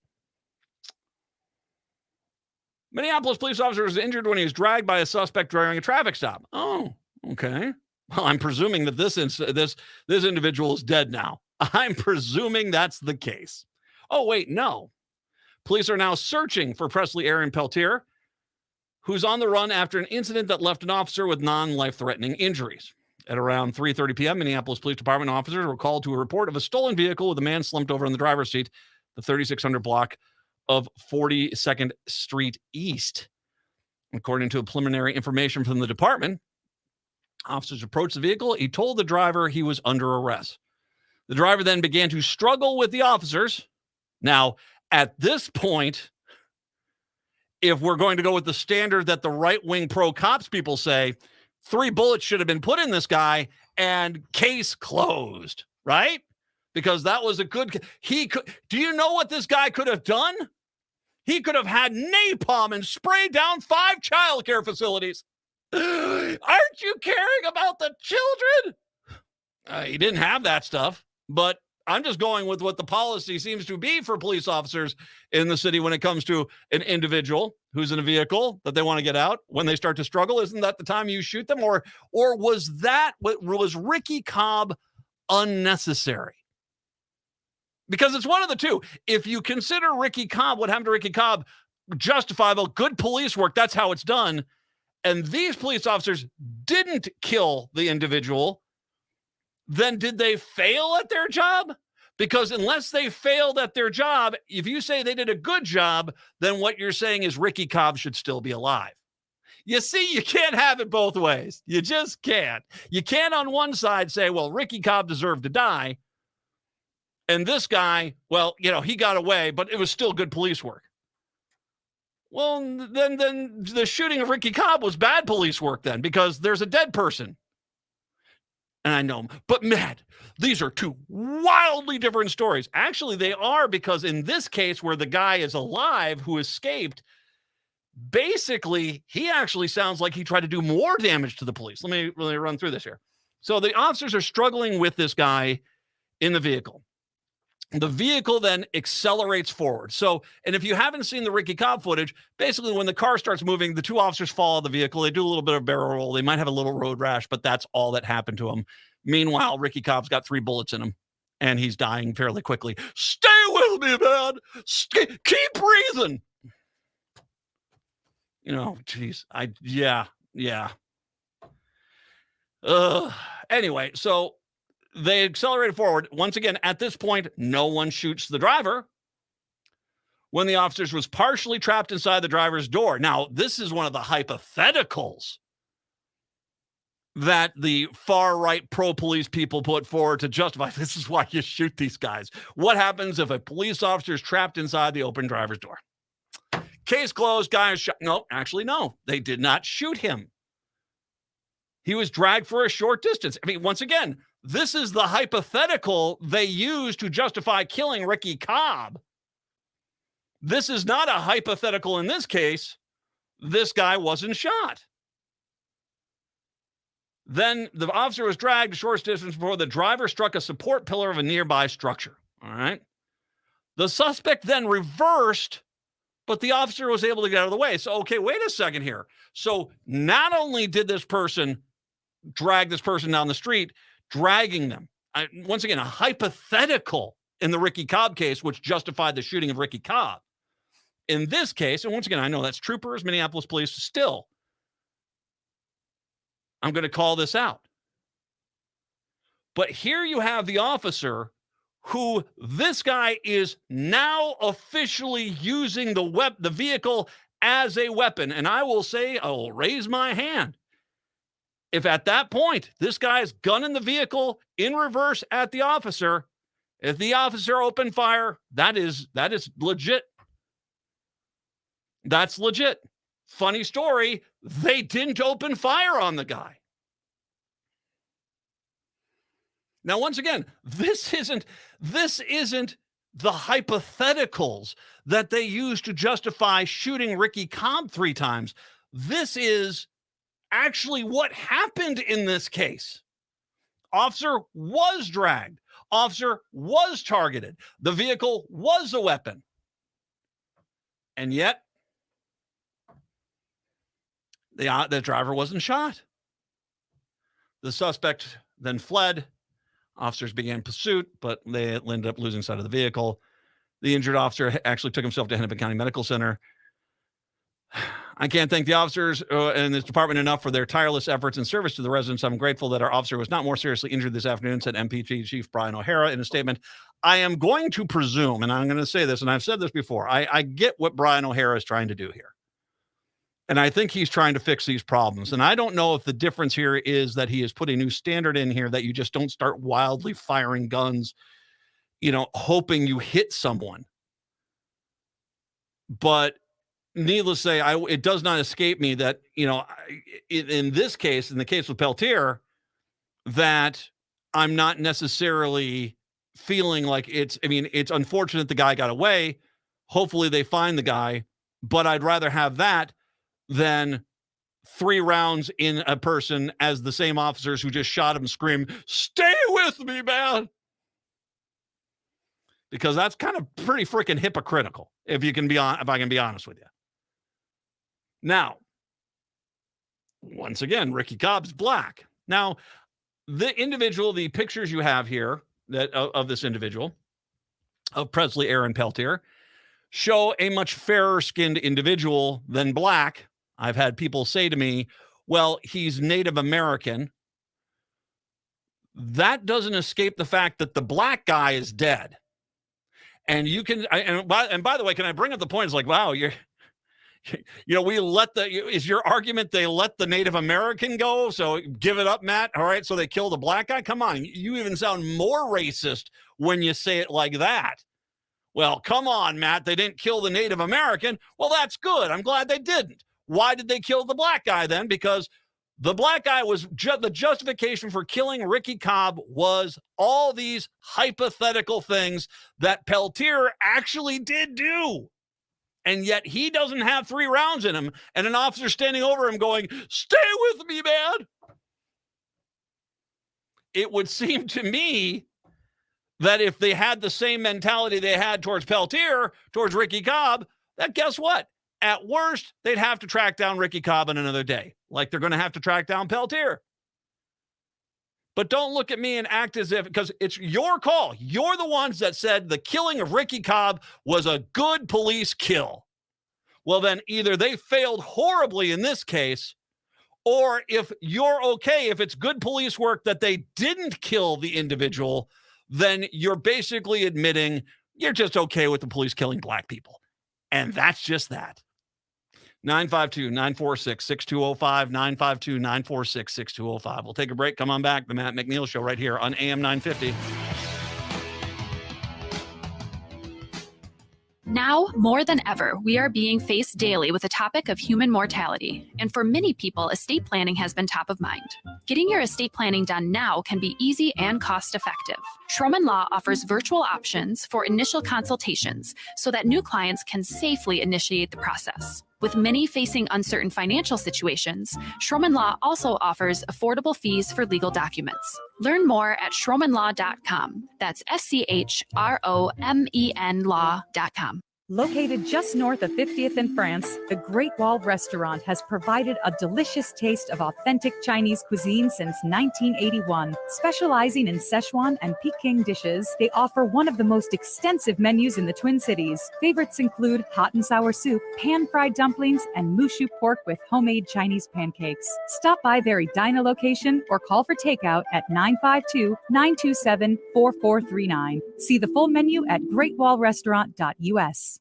Hi, Matt McNeil for Rudy Luther Toyota. You've heard me talk about the Rudy Luther Toyota We Buy program. Now hear from someone who's actually done it, me. Our kids' car, the 2006 Toyota Sienna, served us well for 17 years, but it was finally time to say goodbye. The We Buy program is really simple. I gave them some basic information. We set up an appointment, and after a quick verification, they gave me an estimate and a check, and they made me a generous offer. It was that fast. See for yourself. Try the Rudy Luther Toyota We Buy program at rudyluthertoyota.com. Are your remote workers putting your company at risk? Not sure what steps to take to secure your data? Hi, Mark Sommerfeld from Rymark. The Rymark team is guiding our clients through these difficult times. In fact, demand has been so high, we created an easy-to-follow guide with the 5 steps to securely work from home. It's yours free. Download our 5 steps to securely work from home now at rymarkit.com or call 651-328-8900 for a no-cost how-to discussion. It's an absolute must for any true foodie. Vinaigrette at 50th and Xerxes in South Minneapolis offers premium oils and vinegars for the most discriminating of tastes. This is Sarah Piepenberg, owner of Vinaigrette. We bottle on-site, there's no guesswork, and you get to taste test each and every oil and vinegar we offer. Our direct relationship with the growers ensures an uncompromised level of satisfaction. When you need to know you're cooking with the finest ingredients, first contact the independently owned Vinaigrette, 50th and Xerxes in South Minneapolis. Online at vinaigrettemn.com.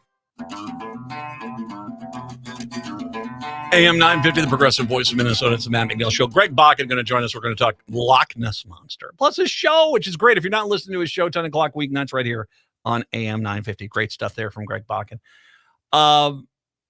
So I want to bring up, there is a story here, and I'm kind of interested in how the narrative of this story is going. This is the story, if you didn't see, about the 3 kids who were towed. They were in a car that was illegally parked, or allegedly illegally parked. I'm not sure how much evidence we have to that, but needless to say, the tow truck driver said it was illegally parked. So he came in, towed the vehicle. Now, if you don't know, I believe it's illegal for a tow truck company to tow a vehicle if there's anything alive in the vehicle. Humans, dogs, cats, they can't do that. You can give them a ticket then, but you can't tow the vehicle. It's against the law to tow a vehicle with anything alive in the vehicle. I believe that's the law. So they pull in. There's these kids. They were young. 3 children under the age of 5 were found Sunday under blankets in the backseat of a vehicle that had been towed to a downtown Minneapolis parking lot.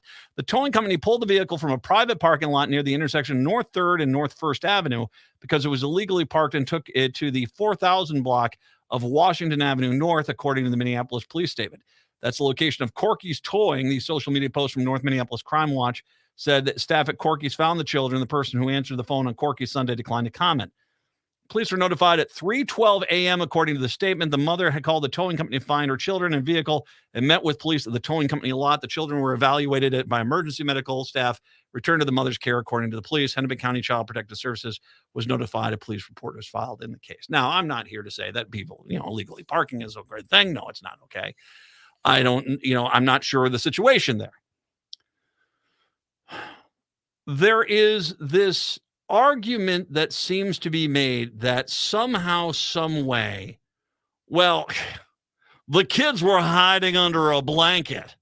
What's the tow truck driver to do? Well, okay, first of all, I'm a little concerned about where we're going with this, because this argument that the onus is somehow on the kids and not the tow truck company, who, once again, it's not clear whether the tow truck driver looked into the vehicle. Now, I'm going to give you just a very basic hypothetical situation, and you tell me how outlandish this sounds. Mom pulls a car in and says, okay, I'm going to be illegally parked here, but I got to run into this building and do something. Kids, you stay here in the car. Done. Tow truck driver. Now, I'm going to guess this was on Saturday night. Was it Saturday night? Yeah, it was Saturday night, early Sunday morning. That was called. So if this is a private parking lot down that area, I'm going to probably guess the parking lot themselves more than likely did not call this in. So this was probably one of these tow companies that's got a contract, or basically, it's a bit of a free-for-all. They see a vehicle, they tow it, and they're be done with it. They'll make the argument, oh, well, it's I saw it there. I know it wasn't supposed to be there, so I towed it. Guy hooks up the car, doesn't even look in the car, says, hey, free money. Puts the tow truck into position, lifts the car up. If I am 3 kids in the back seat and all of a sudden mom's not there and the car is starting to move upwards, what are you going to do? You're going to hide. You're scared. So they then put themselves underneath the blanket to hide, because there's some evil man out here that's doing something. And that's where they stayed hidden underneath the blanket until mom came and got them. Because the argument, I'm not going to buy the argument that the guy looked in the vehicle. And plus the fact that, I'm sorry, I've had 3 kids, even 3 young kids, even if they're an infant, they've got some size to them. You're telling 3 kids were in the back seat of the car and you had no inclination. How thick was this freaking blanket? 1.5 feet? No, of course not. He didn't look in the car. That's my guess, is he didn't look in the car. He just put the tow truck on there. The kids got scared. They hid under the blanket. But what's interesting is to see how the narrative is, well, it's those damn kids. How dare they be sleeping in their own car under a blanket? They should have let the stranger know exactly, hey, stranger, I'm 4, I'm in the car. Is my scenario that outlandish? Not at all. As a matter of fact, I'm going to put money. That's probably exactly what happened. The kids were in the backseat of the car. All of a sudden, here comes some guy, pulls up with a tow truck, quickly starts putting the car under the tow truck. They're looking, oh my gosh, we're moving. We better hide because they're scared for their lives. And so they hide under the tow truck. And at no point did the tow truck company, when they got the vehicle there, did Corky's look and see if there was anyone in the car. Because I have a hard time believing that you would see a blanket lying against the car with 3 large lumps under it, and you wouldn't say, maybe I should check to see if this is legit. So don't do that. Don't do that. I don't know what happened here. I've got some suspicions of what's really going on here, but there is a full court press right now to make this poor tow truck driver, what were they supposed to do? I don't know. Check the car. If they had a suspicion, don't tow it. You could have had police meet you there and basically give them a ticket. But my guess is he never once looked in the car. The kids got scared, they hid, and that's that. And that's what happened. I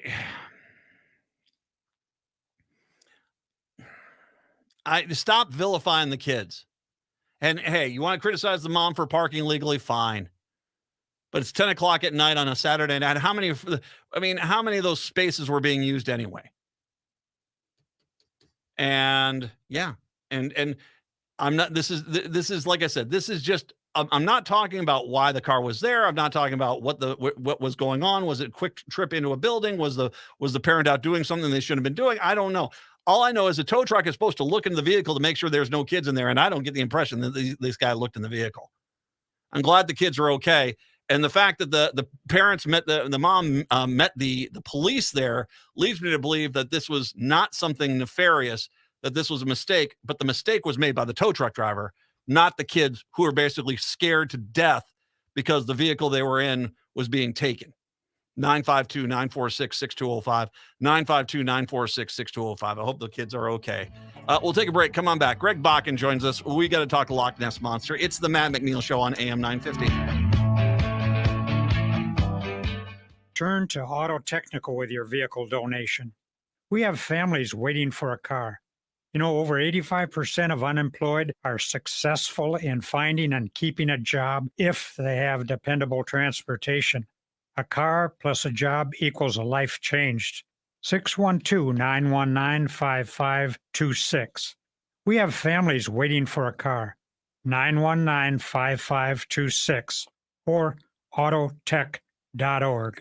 Hey, it's Patrick for Zero Res, my cleaning heroes. Did you know as many as 1 in 5 Americans suffer from allergies caused by particles found in the air in your home? If you or anyone in your family suffers from allergies or asthma, or you just want cleaner, healthier air, Zero Res can help with their air duct and dryer vent cleaning service. The Zero Res 12-step professional source removal process guarantees your home will be cleaned to the highest standards. Not only will an air duct cleaning help this allergy season, but you will enjoy less dust, lower energy bills, and your home will stay cleaner longer. It's back to school time, so there's no better time for a fresh start than right now, and that's why Zero Res is taking $100 off air duct cleaning services through the rest of August. Call 952-ZERO-RES or go to ZeroResMinnesota.com right now and ask for the AM 950 special. Spell it backward or forwards, it's the same. Zero Res. Now, more than ever, we are being faced daily with the topic of human mortality. And for many people, estate planning has been top of mind. Getting your estate planning done now can be easy and cost-effective. Schroman Law offers virtual options for initial consultations so that new clients can safely initiate the process. With many facing uncertain financial situations, Schroman Law also offers affordable fees for legal documents. Learn more at schromanlaw.com. That's SCHROMEN law.com. The place for summer fun is the Park Tavern. Live music is taking over the Park Tavern's dog-friendly patio this summer. Head over on Tuesday, August 29th for the Gut Buckets. Wednesday, August 30th, it's Annalise L. And on Thursday, August 31st, it's Carl Davis. Music runs from 5:30 to 8 p.m. and reservations for groups of 8 or more are highly recommended. And the Park Tavern offers private and semi-private spaces for small and large groups with no room fees and no minimum spending requirements. On Louisiana Avenue, north of Highway 7 in St. Louis Park, get your summer groove on at the Park Tavern. With a look at your AM 950 weather, I'm Patrick Lilia. Partly cloudy tonight with a low of 62, then Tuesday sunshine with a high of 79. Fill the hot summer nights with the hottest music in the Twin Cities at Crooner Supper Club in Fridley. Crooners is located just north of I-694 off Highway 65. View their schedules and food menus at croonersloungemn.com.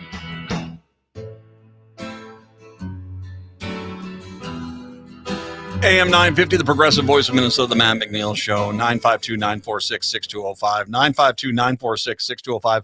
952-946-6205. Some people are out at Loch Ness in Scotland, and as the headline, they've got, unexplained footage, and they say they heard some bizarre sounds.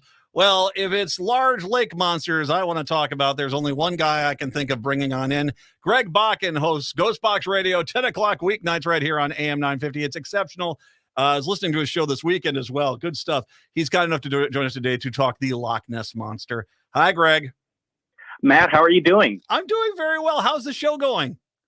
The show is going really well. It's a lot of fun to do. And, I was thinking about it when I was getting ready for talking with you. And I was thinking about how, I just think about stuff I want to find out more about in this field that I've put so much time and effort into. And I just reach out to people and I ask them if they want to come on the show so I can learn about it as well. And it's like, can't be better than that. That's pretty amazing. You tell me something I don't know. I love doing this job, man. I get to talk to the people I want to talk to. It's fantastic. Of course, we talked ghosts with you. We've talked aliens with you. Where are you at on the monster catalog? I mean, there's this country has, local legends and myths of area monsters that have existed for long times. Native Americans have them. Of course, there's Bigfoot, Sasquatch, and we have in Lake Champlain, there's supposedly a monster. The Loch Ness Monster is the most, popular one, probably worldwide of that kind of creature. What is your thoughts on the monster category of things going on out there? I just like to think that if I don't see it myself, it doesn't mean they don't exist. There's a lot of places for animals to hide on this planet, and there's a lot of dense population and whatnot. And I think that, and back in early June, I saw something that turned a lot of our heads that we thought that was a Bigfoot in Kentucky. So there is a lot of room, I think, for that. That being said, I think the one that is the flimsiest for me to believe is actually the Loch Ness Monster. The lake monsters, someone made this point. This is about probably 20, 25 years ago. I read an article. He said, if you notice, when these monster stories began, most of the lakes that these monsters live on were areas where they weren't getting a lot of tourism. And like Lake Champlain or Loch Ness, which have you ever been up to Loch Ness? Oh yeah, I have. I've been out to Oban and Inverness and just right over to Loch Ness, and no, I did not see a monster there when I visited. I've been there too. It's gorgeous. It is a stunningly beautiful place. It really is amazing, and it's this really kind of weird lake because in most of it, it's no wider than Bade-Makaska in a lot of places, and but it goes down incredibly deep. It does, and so like the width of Loch Ness at its most is about 1.5 miles wide, and the length of Loch Ness that you go from the start to the beginning to the end of Loch Ness is roughly about 22 miles. So I mean, there's a lot of room in there, but for something to have been seen since I think it's like 565 AD or something that they first had the first sighting of this thing, that's a long time for anything to live. Well, you also, so let's talk specifically Loch Ness Monster. If there is a monster in there, it clearly cannot be an air breather like a dolphin or a whale. It has to have gills. It has to be living at a deep level.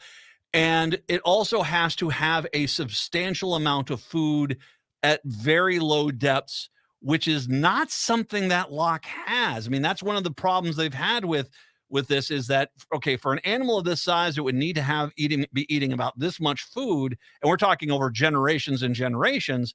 And just the deeper you get into that lake, because a lot of the bottom of that lake is peat moss and stuff, it's not really conducive to a large, feeding population of fish. A lot of fish that would be needed to sustain a creature of that size. I would agree, and I'd also throw in there it would also need a mate. Yes, because there is no way that this is a 1,500-year-old sea monster. I mean, I know that my job is to believe that anything is possible, but this is where credibility really runs out for me. Well, I mean, there's a lot of people that need a mate, but I mean, this is kind of, we were talking generations and hundreds of years. It's kind of one of those things where you clearly you would have to have a breeding pair of existence, which then, and you and I both know, when an animal goes extinct on the planet, usually it is down to like 2, and they can have a breeding pair, but that's it. You've gotten to a point where the species is going to die. So in reality, what are we talking? 10 or so of these things would have to be down there for them to have existed for hundreds of years without a break in the lineage. In varied size as well. Yeah. I mean, and the whole thing is it's in a unique sense, it's a romanticized thought of what can exist out in Scotland, but until I see someone find one, my thought is this one not so much. When you bring up when was the first sighting supposedly of a monster back then? 565 AD. 565. You want to know the truth is, I'll give more credence to that, even though we're talking about locals that just don't. They don't know half the botany and the zoology of the area as it is. I'll give more credence to that back then than I do today, because back then they're not looking at tourism, they're not looking at celebrity, they're not looking at this. They're just scared by something. Versus today, where I mean, it is a little bit of a trek to go from Inverness over to Loch Ness. And it's a little bit of a trek to get up to Inverness. You're going into northern Scotland. It's not near Glasgow or Edinburgh. You have to actually intentionally go there. And so, I think a lot of people, it's a very feasible thing. You put out a cute little story like this and you see if you can get some tourism. And if you've been there, you've seen it as well. That lake is dotted with these Loch Ness monster tours, museums, all that stuff. I mean, it is a moneymaker for them. It is, but I've known of people, not personally, but I've watched people who set up campers and stuff, and they don't visit; they live out there. And you're telling me like you said, all of those tourist traps, all the people who are living out there, hundreds of people this last weekend looking for something, and yet after 1,500 years, we don't have any conclusive evidence one way or the other. I think that to me, that tells me quite the tale. They also shoot themselves in the foot quite a bit here. We heard some fantastic bizarre sounds on Friday, said Alan McKenna from Loch Ness Exploration. On Sunday, the Loch Ness Center in Inverness, Scotland, described the sounds as 4 or 5 distinctive noises on Facebook, but the noises were not captured on audio as the recording equipment was not plugged in. I mean, okay, the call's coming from inside your own house at this point. It's great. So describe what if there was something there, especially in this day and age. I mean, when I was there in the 90s, and so people still took cameras out there. But we've had 10 years of everyone carrying a phone camera with them at all times. Where's that photo? I mean, it's ludicrous at this point in my mind, with it especially being a bit touristy, that there isn't more than just we saw a wave on the loch. Well, I see waves out on Lake Minnetonka. I'm not saying it's a monster, for goodness sakes. Right. Well, and even the most famous of the Loch Ness Monster pictures, the one that they call the surgeon's photograph from 1934. It's the black and white one with looks like its head sticking out of the water. If you ever watched In Search Of, that's always like at the beginning of every episode. That was deemed a hoax a couple of years, a year or so ago, which is like my favorite picture. That was what kept me hanging my hat on this. But what it seems to be, it was like an eel, like the tail of an eel or something. And it was like, well, once that was disproven, I'm like, I'm out of here. This doesn't do it for me. Well, I will go. We'll come back to the States here. Champ on Lake Champlain. Once again, well, I haven't. Has there been any sightings of Champ lately? I mean, there were a few in the 80s, but that it seems like, that people haven't really paid attention to that one anymore. No. And also like Pepe, the Lake Pepin sea monster, that's another one that, people say I've seen waves or they have the great stories. But then, they're all stories. It's always funny how all these researchers are documenting. That's what they do. They document, except like with the audio, when it comes time to actually, this is your moment to shine. Oh, I left the camera in the car. Oh, I forgot to plug in how do you forget to plug in the audio? I don't understand. Why shouldn't that always be plugged in the moment that you leave? I don't know. Maybe I'm doing this wrong. Well, I'm going to guess Pepin and Champlain got gentrified. I mean, that property's valuable. You're looking at, millionaires flying in from the metro areas to try to get into their big cabins. That kind of takes care of those myths as alone. So, right. Chupacabra is another one that's out there. It's not exactly a sparsely populated border. There's a lot of things out there. That's where they say it's the Mexico-U.S. border on the south is La Chupacabra. Any thoughts on that one? Once again, unless we don't ever really see it, I always wonder, these things always start off by just one person who sees like a dog that might have looked a little mangy, just a little bit disheveled, and suddenly stories go out of control. If there are chupacabras out there, then fine. I would love to be proven wrong. At least with the Bigfoot stuff, we have a lot of stuff around it that I really feel comfortable being like, I am very open to it. Plus, I believe I saw one. So, I'm much more in that boat. These other cryptoids, because it's part of cryptozoology, is the area that these all belong in. They're fine, but there isn't a lot to go on in a lot of these cases. So it's really tough for me to extend. I don't want to ever say I don't believe, because that's not my place to do so. But unless you have something to show me, I'm not going to really think too much about it then. I think the funny, they see the dog from the movie Coco, and they also like, oh, the chupacabra. Okay, okay, I'm going to go back to Bigfoot, because so one of the things we can talk about with Loch Ness is it's a way to create tourism, and it clearly has in this case. I've read a few things. I'm a little less, skeptical about the Bigfoots and what they call the large ape family. I mean, one of the first stories that you saw on it was someone was climbing up in the Himalayas and they came across these huge abominable snowman tracks. And the first thing, you kind of look at is like, okay, so you're saying you hauled up these fake footprints all the way up to the top of the mountain? No, of course you didn't. And it negates the idea of you're trying to create a tourist trap, because you're not going to create a tourist trap at the top of one of the Himalayan mountains. So there is some things there, and they've said that there are monkeys, the monkey species, and large monkeys and large apes. The idea that this could possibly be out there. I mean, there was at one point large beavers, large bears, large lions. I mean, this is something that stuff like this existed.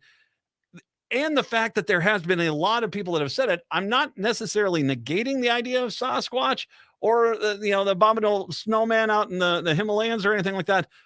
But I think a lot of the times what happens is it's more valid to me when the sighting is somewhere where they're not trying to create a tourism thing. It's just out in the middle of nowhere, and it's like, okay, this is weird.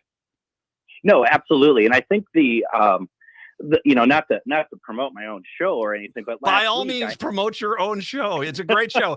10 o'clock weeknights. It's Greg Bakken and Ghost Box Radio. I just did it for you. There you are. I appreciate it. Last week we had a gentleman on by the name of M.K. Davis, and I don't know if you've ever seen or remember this Bigfoot film that was taken in 1967 called the Patterson-Gimlin film. It is the most recognized film of this creature that's just walking out pretty much in the open in a clearing in a mountainous area that two people caught on film. And you look at that film and you show it. I mean, it's now been cleaned up. It's 4K. People are really looking at it, and they're looking at the muscle structure, like even in the thighs and whatnot. This is not a costume that someone is wearing. This is some kind of animal. They were able to get a clear look at her face. They were able to figure out it's a female. And you look at this, and to me, there is no doubt in my mind, this is not a hoax. This is something else. And it's, that to me works. Loch Ness Monster, not so much so. Well, and by the way, the avatar on pretty much every one of my social media pages is a screen grab from that video. That is. But that actually goes, you want to hear a funny story? I'm at the gym. This is about 12 years ago. And this woman is apparently flirting with me. And she sees I have a lot of arm hair. And she goes, "Aren't you the sexy Sasquatch?" And I said, "Really? Hot Bigfoot. That's where you're going with this. Okay. All right. No, thanks anyway, though. Good luck with your desires in life." But, I think that there are sometimes, I will say this, when I hear of Sasquatch and I'm not saying this is not going against you, Kentucky, Florida, Boston, it's like one of those things. If I hear there, it's like, there's a lot of people there. And once again, we're back to the camera stuff. If it's northern Minnesota, if it's the Rocky Mountains, which are expansive and sparsely populated, Canada is, wide swaths of sparsely populated areas. I can very easily buy there are species of multiple creatures that we don't know of. I wouldn't be surprised if there was an unknown cat species up in these areas because there's so much area there. It wouldn't surprise me. So I think that's what gives it validity to me a little bit more than, say, the Loch Ness Monster, is that there are plenty of places that they're not trying to bring tourists in that this thing could be walking around in. Nope, and I would agree with that very much so. In fact, I sent you a photo, and I'm going to send you another photo. Not that this is great for radio. Okay, you're the only one that's going to be able to see it. But it's when we were in Kentucky, we came across what's a kind of looks like a nest, but it's actually like a warning thing. Yeah, so that's from the film, the most clear picture we got from that Patterson-Gimlin, not we, but the restorers. By the way, I'm showing this up on the live stream feed. You can see the picture there of this is the updated, cleaned up version of that film. And I mean, that's not a mask that someone's wearing. But then I sent you a picture of not the nest, but it's like a warning for other beings in that area. And you can see these trees are just bent, and they create a structure. And I'm showing this as well up on the video screen. No, and that's something I have seen. Not only you saw it in Kentucky, that's something that the Native Americans have talked about up in Canada, where they'll find these massive trees that have been bent to the ground, but it's not following a wind pattern in any capacity. I mean, sometimes that happens. Wind will knock a tree down, but usually knocks multiple trees down. These trees are coming in from all these different angles, and there doesn't seem to be an explanation for that. So that there is something there. All right, so I think we've solved some problems here. And nothing against the fine folks. Go see Loch Ness. It's gorgeous. And the single malt scotch is amazing.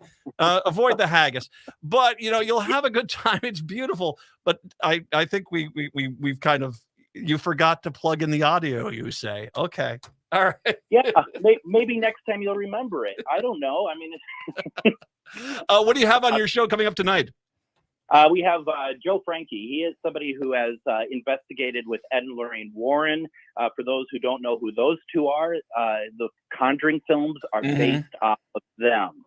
So we got that, and we got just really a good week full of wonderful people. And then we also have next week Cindy Kaza is going to be on. She is on one of the TV shows, The Dead Files. And so we were really excited that we just got her. We just got that confirmed literally a couple of minutes ago. So we're just churning away over here. You got to promise me something before Halloween. You and I you're gonna have to haul me out to a haunted house, and I'll be the judge. I will be Johnny Skeptical here. I'll come on in, okay? All right. That sounds good. Let's do it. let's maybe try to find it in the North Loop. We can go get some of that pizza down there. It's fantastic. So we'll kind of time it up with the dinner thing. Greg Bakken, Ghostbox Radio, 10 o'clock weeknights. If you're not listening, it's a great lineup. We have Rick Smith, then Greg, then of course we have Patty Vasquez. Make sure you're listening every weeknight right here. Greg, thank you very much. I appreciate your expertise, my friend. Thank you very much. Good talking to you. Good chatting with you. Greg Bakken, fantastic show. And you know what? He's phenomenal. You even just heard him. It's like, okay, this is a little bit of reach. That's what I like about the guy. He's honest and he'll evaluate. I like him. If you're not listening, listen. It's great stuff. 952-946-6205. 952-946-6205. We'll take a break. Come on back. It's the Matt McNeil Show right here on AM 950. Hey, it's Tom. Going solar is a great way to save on energy costs. By using the sun to power your house, you can feel good about an investment that will last for years. All Energy Solar is a locally trusted turnkey solar installer that's been around since 2009. They provide custom designs and quality installations of solar panel systems that work for your energy needs. One of the best parts about going solar is it's an investment that can pay for itself. Your system can pay back 100% of the installation cost in as little as 8 years. Plus, a system from All Energy Solar can pay back over 300% of its cost over its lifetime. There's also many tax incentives and rebates available, and the experts at All Energy Solar can walk you through the entire process to make sure you're saving as much as possible. So go green, both financially and environmentally, with All Energy Solar. Get a free, no-obligation assessment from All Energy Solar by calling 800-620-3370 or visiting allenergysolar.com. You hear a lot about Rudy Luther Toyota's hybrid cars, but maybe you're asking yourself, are they worth it? Let me say from experience, absolutely. I have a Toyota Sienna hybrid, and the proof is in the gas tank. Before my hybrid, I was filling up my tank once a week. Now it's consistently every 2 weeks. I did the math, and my hybrid is saving me over $1,000 every year. And the Toyota hybrids are some of the most stylish and comfortable vehicles you'll ever drive. Now's the time to get a Toyota hybrid. Set up a time to test drive one today at Rudy Luther Toyota, the southeast corner of 394 and 169 in Golden Valley. AM 950, the progressive voice of Minnesota. It's the Matt McNeil Show. So I don't know, Patrick. Do you pay much attention to the when you get the Bigfoot stuff like that and the monsters, cryptozoology, as Greg was talking about? Do you pay attention to any of that stuff when it comes out? I'm kind of more interested in the people who pursue those sort of things more than the object of their interest, I guess you could say. There was the picture that always has stood with me that I said, that doesn't make any sense, is the abominable snowman one. This was up in the Himalayas, and it was, a guy putting up there, and there is just it's a trail of footprints that goes up. I mean, it goes up like 1,000 feet. So there's no way on the planet someone went up there, staged all this, got back without anyone, without hitting another step. You know what I mean? Because all it was there steps up. And he says that the Sherpas that were there with him said, oh yeah, there are creatures that live up in here, these mountains. They come down, they get food, and they go back up.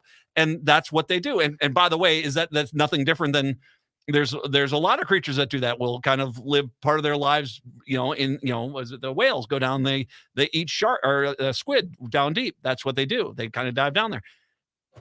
And there's no way on the planet the guy would have hauled 2 big foot paddles up that hill. But there was no way on the planet anyone could have done those footprints and walked them back without it was just a perfect set of things going up into the mountains. And I looked at that and I said, okay, now that's because you're not trying to get people to go tourism up in the top of the freaking Himalayas. So that was one that stuck with me that I said, I need someone to explain that one to me, because that one seems legit.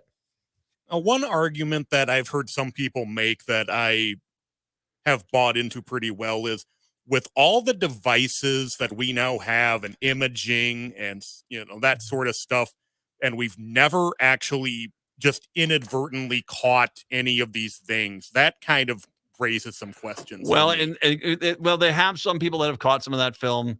Well, obviously that's stuff that will, it's just not consistent. That's why something like the Loch Ness Monster, to me, there's tourists all over that place. Where's that footage?